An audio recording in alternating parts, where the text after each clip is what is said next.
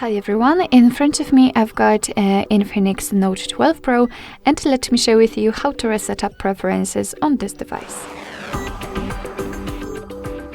So first of all, let's enter the settings, and here we have to scroll down in order to find App Management. Now let's enter App List, and here tap on the three dots icon in the right upper corner.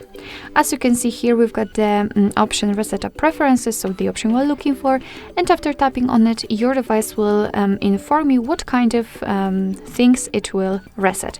So it will reset the preferences for disabled apps, disabled app notifications, default applications for actions, background data restrictions for apps, and any permission restrictions.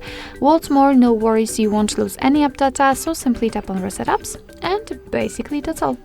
This is how to reset up preferences in your Infinix Note 12 Pro. Thank you so much for watching. I hope that this video was helpful, and if it was, please hit the subscribe button and leave the thumbs up.